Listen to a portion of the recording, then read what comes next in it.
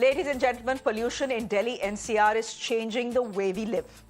The first half of November, when the smog descends, we stop stepping out. We stop going for walks. Or if we can afford it, we simply fly out of the city. I did for 3 days, but I had to come back.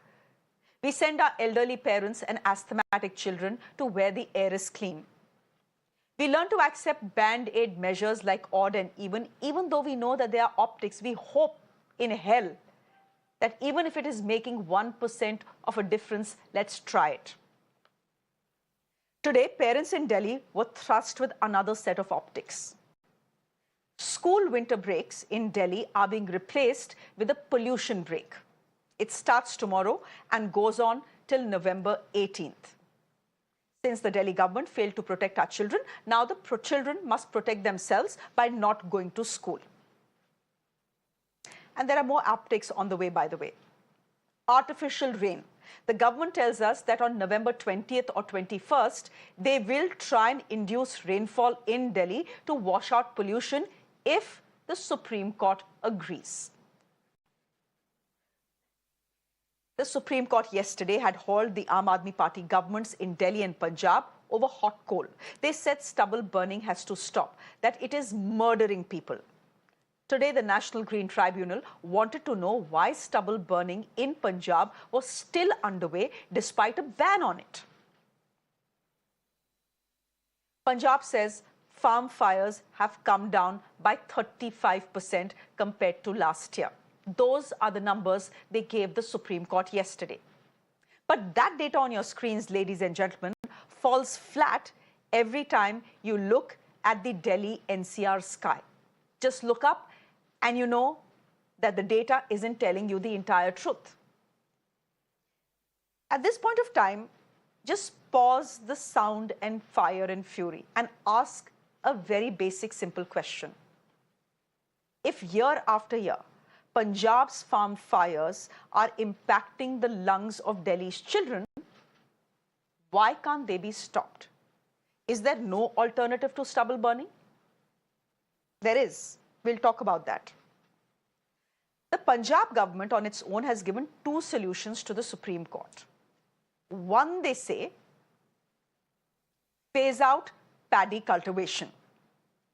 The stubble burning we see is essentially to clear the stubble to the harvested paddy. Let's put out pictures of stubble burning on our screens right now. Rice is the biggest crop in Punjab, and it is grown across 32 lakh acres. Let me repeat that number for you. Rice is the biggest crop that is grown in Punjab, and it is grown across 32 lakh acres. The suggestion is that MSP for rice be scrapped, and instead, MSP should be given to grow alternate crops like millet.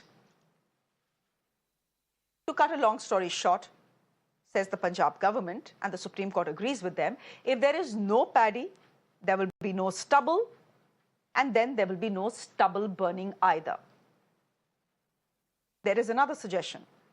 The other suggestion is to give farmers machines for free, machines that weed out stubble and eliminate the burning sensation altogether. The problem here is the cost. The suggestion is that Punjab bears 25% of the cost, Delhi bears 25% of the cost of these machines, and the central government bears 50% of the cost. Question is, can it be done? And why is it that despite government bans and Supreme Court bans and so much bad press, Punjab and its farmers have still not been able to douse their farm fires? Today, I want to speak about the solutions. For the last 7 days, we have been talking about the pollution in Delhi. The Supreme Court seems to believe that at least in November, a majority of this pollution is courtesy Punjab's farm fires. So there needs to be an alternative to stubble burning in Punjab. What is that alternative? Is what the Supreme Court suggesting or the Punjab government suggesting workable?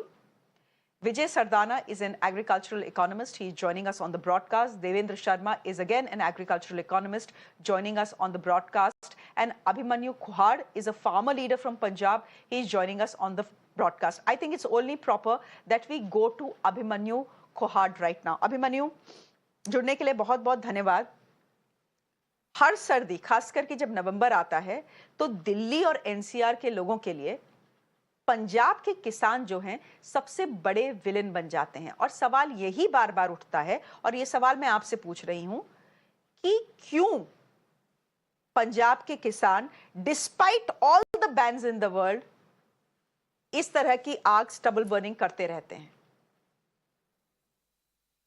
देखिए ma'am, सबसे ये बड़ा गंभीर मुद्दा है और मुझे उम्मीद है आप मुझे बोलने के लिए प्रॉपर समय देंगी।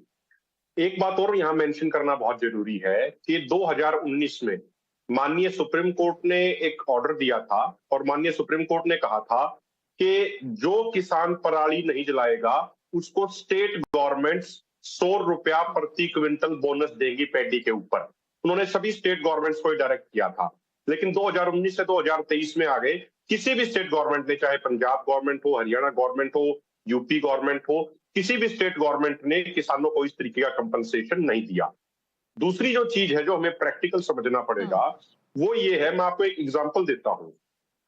पिछले 1.5-2 महीने में 8 बार हमारे जो पंजाब के जो हमारे साथी हैं, मैं हरियाणा से बिलोंग करता हूं, तो जो हमारे साथी ऑर्गेनाइजेशंस हैं पंजाब के, उन्होंने 8 बार रिटर्न में भटिंडा डीसी को ये कहा कि आप हमें बेलर मशीन दीजिए ताकि स्ट्रॉ का, पराली का ठीक तरीके से मैनेजमेंट किया जा सके। 8 बार रिटर्न में दिया हुआ है, लेकिन 8 बार रिटर्न में देने के बावजूद भी किसानों को भटिंडा में बेलर मशीनें नहीं दी गई।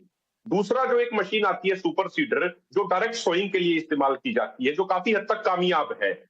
लेकिन मैं आपको बताऊं, अगर हम हरियाणा की बात करें या पंजाब की बात करें, जितने फार्मर्स सुपर सीडर मशीन के लिए अप्लाई करते हैं, स्टेट गवर्नमेंट, चाहे पंजाब स्टेट गवर्नमेंट हो चाहे हरियाणा स्टेट गवर्नमेंट हो, वो मात्र 10% फार्मर्स को ही सब्सिडी देते हैं।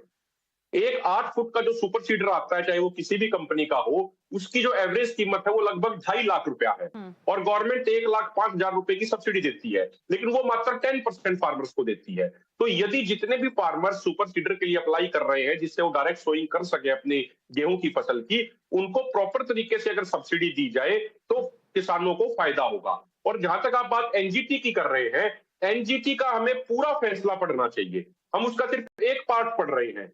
एनजीटी ने अपने फैसले में यह कहा कि जो 2 एकड़ तक के किसान हैं उनको सरकार फ्री में मशीन मुहैया कराए, जो 5 एकड़ तक के किसान हैं उनको 5,000 रुपए की मदद दी जाए, जो 5 एकड़ से ज्यादा के किसान हैं उनको 15,000 एकड़ तक की मदद दी जाए। और उसके बावजूद यदि कोई फार्मर, ये मदद देने के बावजूद यदि कोई फार्मर स्टबल बर्निंग करता है तो उसके ऊपर फिर कार्रवाई होनी चाहिए। तो हमारा ये कहना है, ये सरकार कार्रवाई पे तो पहुंच जाती है, लेकिन क्या जो पहले जो एनजीटी ने बातें कही, क्या उन्होंने उनको इंप्लीमेंट किया? अभी हरियाणा में स्टेट गवर्नमेंट ने कहा था कि जो किसान पराली नहीं जलाएगा वो अपनी वीडियो डाले पोर्टल के ऊपर जो गेहूं की बिजाई की तैयारी की, और उसको हम 1,000 रुपया प्रति एकड़ का कंपनसेशन देंगे। क्या हरियाणा में किसानों को वो कंपनसेशन मिला? और एक आखिरी बात मैं ये मेंशन करना चाह रहा हूं, ये बहुत जरूरी बात है। देखिए, जो 1509 वैरायटी है या पीआर वैरायटी है, उनकी जो हार्वेस्टिंग है धान की, वो सितंबर के लास्ट वीक में मैम शुरू हो जाती है। 15 अक्टूबर तक तो मोटा मोटा 1509 और पीआर वैरायटी की धान की हार्वेस्टिंग खत्म हो चुकी होती है, लेकिन अक्टूबर के स्टार्टिंग में तो दिल्ली में पोल्यूशन नहीं होता। ये त्योहारों का सीजन आने के बाद ही पोल्यूशन क्यों होता है? अगर आप ये आंकड़ा उठा के देखें कि त्योहारों पे कितने बम पटाखे छुड़ाए जाते हैं, कितने पुतले जलाए जाते हैं दिल्ली के अंदर का, अगर आप ये आंकड़ा देखेंगे तो वो बड़ा हैरान करने वाला आएगा। और 2021 में तो बाकायदा सुप्रीम कोर्ट के अंदर हमारी सेंट्रल गवर्नमेंट ने कहा है कि किसानों के कारण तो मात्र 3 से 4% ही पोल्यूशन हो रहा है, बाकी पोल्यूशन है वो जो अनऑथोराइज्ड जो फैक्ट्रियां चल रही है। आप दिल्ली एनसीआर में चलिए, हमारे साथ, हम रोजाना फील्ड में रहते हैं, किसानों के कामों को लेके इतनी अनऑथोराइज्ड फैक्ट्रियां चल रही है जिनका कोई हिसाब नहीं है, लेकिन किसान को जानबूझ के विलेन बना दिया जाता है क्योंकि किसान एक सॉफ्ट टारगेट है, किसान भोला भाला, इसलिए उसके ऊपर टारगेट कर दिया जाता है। ठीक है अभिमन्यु, मैं 2 चीजों पे मैंने आपकी पूरी बात सुनी एंड मैं चाहती थी कि हमारे व्यूअर्स किसानों से भी सुने, क्योंकि किसानों की भी मजबूरियां हैं। कल सुप्रीम कोर्ट ने साफ साफ बोला है that all the policies seem to exist on paper, यानी कि ये जितनी पॉलिसी, पंजाब सरकार हो, हरियाणा सरकार हो, दिल्ली की सरकार हो, सेंट्रल गवर्नमेंट हो, पॉलिसीज बनाने में तो बहुत नंबर 1 है, लेकिन ये सारी जो है कागजी पॉलिसीज हैं, एक्चुअली ग्राउंड में इनका इंपैक्ट दिखता नहीं है क्योंकि इंप्लीमेंट होता नहीं है। तो ये जो आप बात बोल रहे हैं कि सरकारें प्रॉमिस तो दुनिया भर की चीजें करती हैं किसानों को, लेकिन जब देने का मामला आता है तो देती कुछ नहीं है। इसलिए farmers don't have a choice but to burn their stubble. लेकिन दो जगहों पे मैं आपको फैक्ट चेक करना चाहूंगी। सबसे पहले अभिमन्यु, दिल्ली का जो पर्यावरण है, वातावरण है, प्रदूषण है, 7 दिन हो गए हैं, यहां की हवा ऐसी है कि बच्चे सांस नहीं ले सक रहे हैं। दिवाली आई नहीं है अभी तक। The smog season has set in before Diwali. Data और सरकार का डेटा हमको यह बता रहा है कि इस समय नवंबर के महीने में 27% दिल्ली का जो प्रदूषण है वो फार्म फायर्स की वजह से आता है, खासकर कि पंजाब फार्म फायर्स की वजह से आता है। तो ये तो पंजाब के फार्मर नहीं कह सकते कि हमारी वजह से कुछ नहीं होता। फैक्ट इज कि अगर आप स्टबल बर्निंग करेंगे, उसकी जो हवा है, पॉइजनस हवा है, वो दिल्ली तक पहुंचती है, एनसीआर तक पहुंचती है और उसकी वजह से दिल्ली का प्रदूषण बढ़ता है। वो आप डिनाई नहीं कर सकते। लेकिन हाँ, आपकी बात भी मैंने सुनी और जो आप कह रहे हैं उसमें दम है कि योर सरकार let you down. Devendra Sharma, as I said, the Supreme Court yesterday has spoken about all these policies existing on paper, but there has been a solution that has been offered as well in the Supreme Court. I want to ask you whether the solution of disincentivizing growing of paddy and giving MSP for growing millets instead is a solution, given how much paddy Punjab grows. Very amused to listen that of this suggestion that paddy needs to be stopped immediately, and the suggestion that you replace it with millets and give it to MSP. I think people who talk about it or who have talked about it, the Supreme Court also, I think, have no idea as to what the realities are of the farm. Having said that, I think it is very important to understand that first, let me correct also when you said earlier that Punjab has 32 lakh acres under paddy. Let me correct you, it was 32 lakh hectares, which means 2.5 times more. Hectares, I beg your pardon. Punjab produces about 220 lakh tons of stubble every year. 220 lakh tons is a huge volume. I don't think people sitting in Delhi can even comprehend, or sitting anywhere can comprehend what this volume is about. And 220 million tons has to be addressed. If you leave it to government or to the private sector, they cannot do it. It has to be left to the farmers, and farmers of Punjab are saying कि हम कर देंगे, हमें आप थोड़ा सा incentive दे दीजिए. That is what they are saying. And the Supreme Court, as Mr. Abhimanyu Pahar said earlier, in 2019 had itself said give farmers 100 rupees per quintal extra as an incentive, and they will take care of it. But Supreme Court didn't even follow its own recommendation or its own suggestions. But the point I'm trying to make is, even today, but the debate that I'm looking, I think, is we are lost somewhere. We are confused. We don't even know the realities of Punjab. It is easy to blame farmers for anything that happens in this country, whether it's water shortage or whether it is the air pollution in New Delhi. I'm so happy that Maharashtra farmers at least don't produce that kind of paddy that Bombay can blame them. Now, having said this, I think let's be very clear that what we need is, and what the farmers have been saying. Let me look at Haryana first. Haryana gives 100 rupees per acre as the relief or incentive to the farmers. It covers, if you look at the portal that Haryana government has, 940 lakh acres is what the people have applied for in that area to get 1,000 rupees. Even they don't get it timely, but still they have applied. Now, that is exactly what the farmers are saying. Amrinder Singh, Captain Amrinder Singh, when he was the chief minister, he said that. He said, give us 2,000 crore rupees to the center and we will take care of it, because farmers are saying कि आप हमें ये पैसा दे दीजिए, incentive दे दीजिए, हम इसको कर लेंगे और हम in situ करेंगे. We will not burn it, but we will try to seek इसका, जिसको कहते हैं ना कि whether by mulching or by replowing or whatever it is, whether we employ farm labor or we employ MNREGA labor or whatever, farmers claim कर रहे हैं कि हम कर सकते हैं. Now, why is it that the center is dilly-dallying for the last 5, 6, 7 years that at least I have seen, and I see no reason कि centre को उसमें ये डिले करना चाहिए. अभी जो भगवंत मान चीफ मिनिस्टर हैं, उन्होंने भी कहा कि भाई 25% पंजाब देगा, 25% सेंटर दिल्ली देगा एंड 50% सेंटर को देना चाहिए. He asked for 1,500 crore rupees. Now, what is wrong? Why can't the government do that? Then you are talking about machines. Now, let's look into the machine case also. There are 1,37,000 machines that are operating in Punjab to manage this stubble. 1,37,000 machines which are used only for 3 weeks. And for the rest of the year, they're lying in the field, which means Punjab is going to become or it has already become a junkyard for farm machines. What will you do with these machines in a couple of years from now?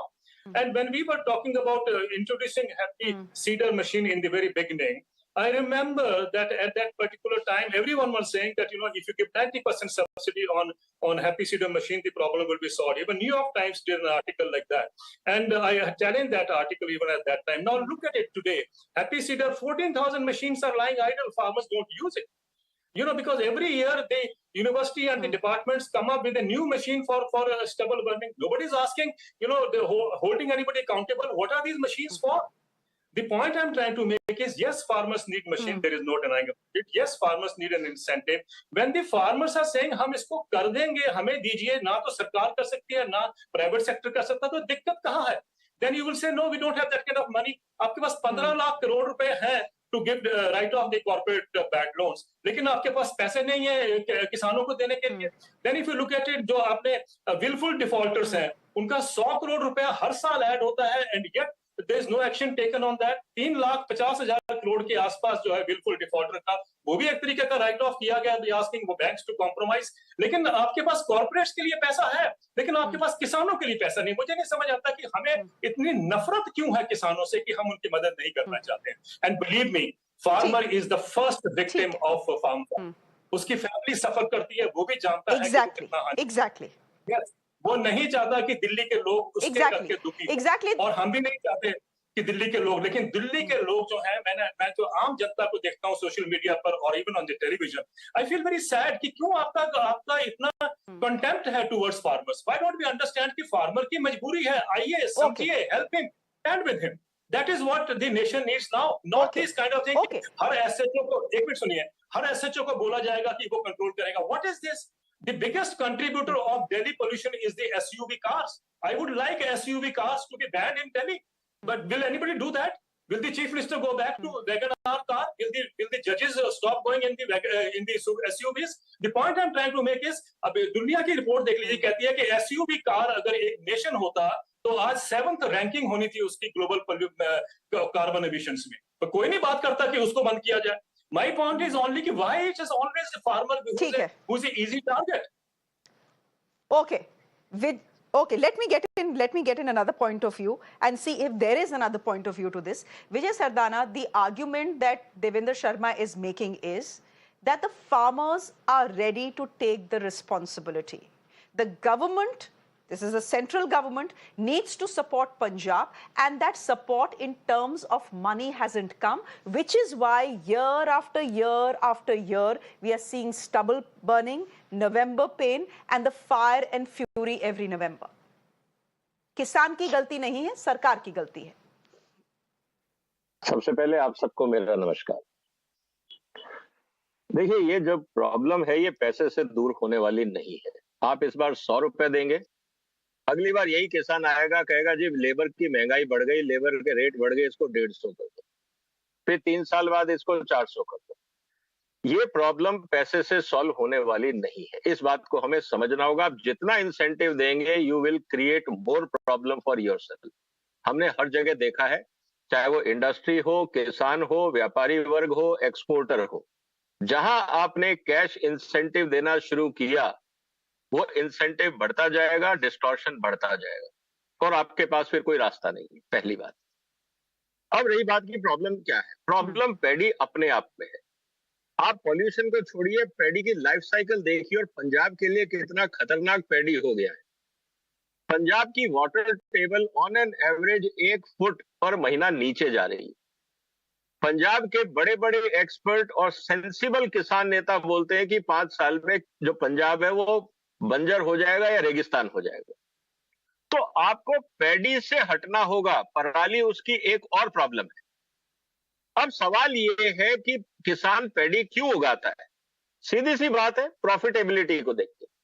किसान को लगता है कि इसमें पैसा है, जमीन से पानी निकाला, फ्री की बिजली मिलती है, बिजली की सब्सिडी है, पूरा आप पानी जमीन से निकाल के पैडी में डाल दीजिए, एफसीआई को हम हड़ताल करके खरीदवा लेंगे, एफसीआई की मजबूरी है खरीदना, हमें कुछ नहीं करना, फ्री में पानी मिल गया, फ्री में बाजार मिल गया, तो दिमाग क्यों लगाना है.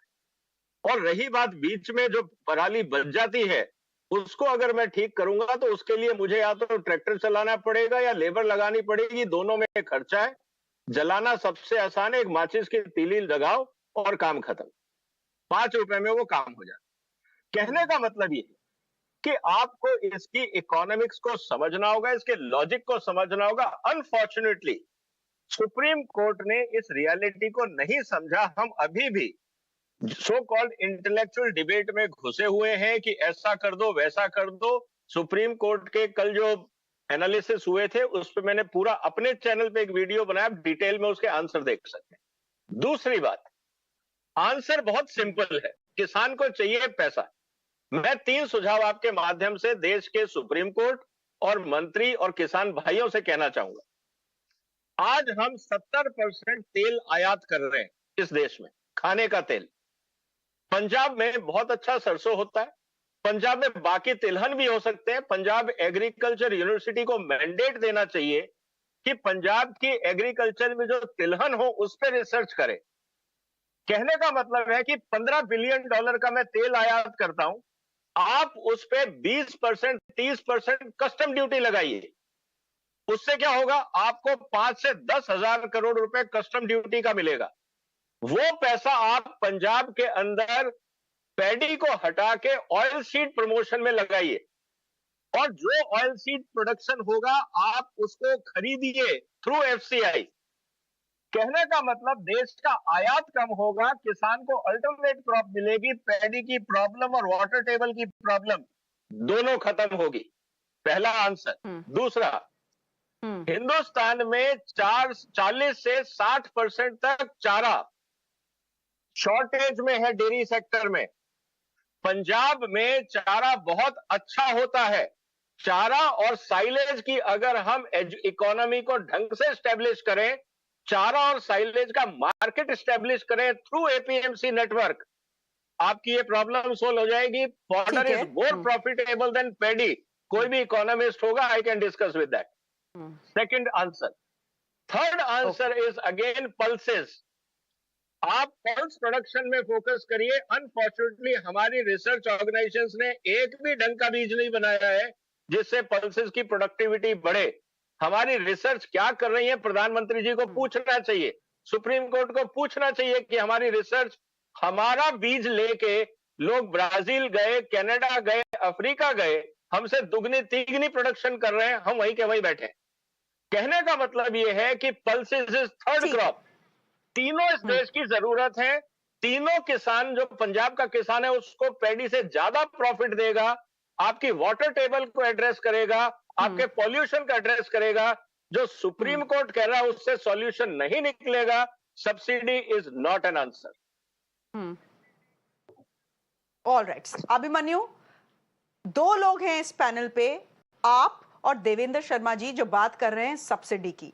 लेकिन विजय जी कह रहे हैं subsidies simply will not work. Subsidy रख लेंगे किसान, फिर सबसे आसान चीज जो होती है, आपने 3 रुपए का माचिस खरीदा और आपने लगा दी आग, सब्सिडी भी रख ली। हर साल एक तो आप सब्सिडी ज्यादा मांगेंगे, आज 100 रुपए मांगी तो कल 200 रुपए मांगेंगे, और फिर अल्टीमेटली होगा कि फार्म फायर्स तो फिर भी लगेंगी, because this is the cheapest way to deal with stubble burning. तो इलाज सब्सिडी नहीं है, इलाज ये है कि आप पैडी यानी राइस को ना उगाएं पंजाब में, उसकी जगह दाल उगाएं, उसकी जगह ऑयल सीड्स उगाएं, उसकी जगह फॉडर उगाएं। क्या पंजाब के किसान ये करने को तैयार हैं? पैडी को छोड़कर ये 3 क्रॉप्स या कोई भी अदर क्रॉप जो है, ऑल्टरनेट क्रॉप है, उसको उगाने को तैयार हैं क्या? देखिए, सबसे पहले मैं एक चीज करेक्ट कर दूं, मुझे थोड़ा समय दीजिएगा, बड़ी महत्वपूर्ण बातें कही हैं। विजय जी हमसे बड़े हैं, हम उनका सम्मान भी करते हैं, लेकिन विजय जी ने जो कहा ना कि इंसेंटिव देने से समाधान नहीं होगा, मैं इनको एक एग्जांपल देता हूं। पिछले 2-3 साल से हरे चारे की काफी कमी है, क्योंकि मक्का है, जिसको फोडर बोल देते हैं अंग्रेजी में, जो मक्का है या जवार है, उनमें कीड़ा बहुत ज्यादा आ रहा है। तो जो हरियाणा का एरिया जो यूपी को टच करता है, इस एरिया में सूखे चारे की यानी पराली की डिमांड बहुत बढ़ी हुई है। तो हमारी हार्वेस्टिंग शुरू होने से पहले ही यूपी से व्यापारी भाई आते हैं और वो पहले ही फाइनलाइज कर लेते हैं कि हम 1 एकड़ की पराल है उसके हम आपको 8,000 रुपए दे रहे हैं। जो अभी 11-21 वैरायटी है उसकी तो 10 से 12,000 रुपए में 1 एकड़ की पराली बिक रही है। उसमें क्या होता है, वो 12,000 की जब उसकी पराली बिकती है तो हाथ से कटाने का मजदूरों का खर्चा भी किसान का निकल जाता है और उसके बाद उसको कुछ पैसे भी बच जाते हैं। तो किसान को जब इकोनॉमिक फायदा हुआ, क्योंकि सूखे चारे की कमी है यूपी में, तो यूपी से व्यापारी जब पराल के अच्छे पैसे देता है तो अपने आप ही पराली जलाने के केसेस बहुत कम हो गए। पराली तो बिक गई ना 10 से 12,000 में। जो चीज 10 से 12,000 में बिकेगी उसको जलाएगा कौन? पहली बात। अभिमन्यु, दूसरी बात, आपने कहा कि इसको क्या हम दूसरी क्रॉप्स उगा सकते हैं। मैं आपको एक एग्जांपल देता हूं। 2020 में जब कोविड आया तो ऑटोमेटिकली क्या हुआ कि मलेशिया और इंडोनेशिया से जो हम पाम ऑयल का इंपोर्ट करते थे वो इंपोर्ट अपने आप बंद हो गया। वो इंपोर्ट बहुत कम आ गया। तो इंपोर्ट कम आने के कारण क्या हुआ कि हमारे देश में सरसों की कीमत है वो अच्छी हो गई। किसान का जो सरसों थी वो एमएसपी से भी ऊपर बिकने लगी और 7,000 रुपया प्रति क्विंटल तक बिकी। ऑटोमेटिक नेक्स्ट ईयर, क्योंकि सरसों रबी सीजन की क्रॉप है और पैडी खरीफ की क्रॉप है, तो अगले साल ऑटोमेटिक हरियाणा की अगर बात करें और पंजाब की भी बात करें तो लगभग 10 से 15% एरिया बढ़ गया सरसों की कल्टीवेशन का। नेक्स्ट ईयर 2022 में रशिया यूक्रेन वॉर शुरू हुआ तो यूक्रेन से जो इंपोर्ट होता था सरसों वो भी बंद हो गया। तो नेक्स्ट ईयर ऑटोमेटिक और भी ज्यादा सरसों की कल्टीवेशन बढ़ गई। लेकिन अगले साल क्या हुआ कि जो भी पिछला सीजन गया, सरकार ने दोबारा से पाम ऑयल का इंपोर्ट शुरू कर दिया। पाम ऑयल का इंपोर्ट ज्यादा होते ही उसकी इंपोर्ट ड्यूटी कम कर दी, तो ऑटोमेटिक सरसों की डिमांड है वो यहाँ पे कम होगी। और जो एक साल पहले 7,000 रुपया क्विंटल तक सरसों बिक रहा था वो एमएसपी से भी नीचे 4,500 रुपया क्विंटल में बिकने लग गया। किसान को एमएसपी भी नहीं मिला। अगर आप एक और बात करें, बाजरा की फसल है खरीफ सीजन की, आप हरियाणा की बात कर लीजिए, पंजाब की बात कर लीजिए, आप कहते हैं कि पैडी मत उगाइए, आप दूसरी क्रॉप उगाइए। चलिए हम बाजरा उगा लेते हैं। आप मुझे बताइए बाजरा की एमएसपी पे खरीद कहां पे हो रही है? चाहे आप बात हरियाणा की कर लीजिए या बात आप पंजाब की कर लीजिए या बात आप उत्तर प्रदेश की कर लीजिए, मुझे आप एक भी मंडी का नाम बता दीजिए। मैं विजय जी आपसे जानना चाह रहा हूं, एक भी मंडी का नाम बता दीजिए जहां पे बाजरे की खरीद एमएसपी पे हुई हो। आप एक भी बता दीजिए, हम आपके कहने पे बाजरा उगाना शुरू कर देंगे। क्रॉप डाइवर्सिफिकेशन अच्छी बात है, हम भी सहमत है क्रॉप डाइवर्सिफिकेशन होनी चाहिए, लेकिन क्रॉप डाइवर्सिफिकेशन प्रैक्टिकली पॉसिबल तब है जब अन्य फसलों की भी एमएसपी पे प्रोक्योरमेंट होगी। जब किसानों को अन्य फसलों पे भी एमएसपी मिलेगा, किसान अपने आप ही क्रॉप का डाइवर्सिफिकेशन कर लेगा। Okay, you know, it was important to hear from the farmers of Punjab because they are made the #1 villains of Delhi and NCR's November pains. You've heard from them. You've heard from both sides of the divide. You've heard from one side of the divide that says that the central government needs to give subsidies to Punjab's farmers to ensure that we don't see the sort of pictures we are seeing on our screens. We don't see this stubble burning that chokes up Delhi's air. There is another point of view as well. How long will you keep giving subsidies? Subsidies are really not the solution. The solution is crop diversification. But the farmer says crop diversification is a great idea. But by the end of it, please tell us, if we grow millets like bajra, who will buy it? This is a nuanced, complicated debate. We thought it was important to understand the point of view that is coming in from Punjab as well. Ladies and gentlemen, thank you. Thank you very much for listening to us. Thank you, Abhimanyu, for listening to us. Devendra ji, thank you very much. And Vijay Sardana ji, thank you very much for joining us as well. Thank you very much. On that note, I'm slipping into a very quick break on the show. There's much more on the other side. Do stay with us.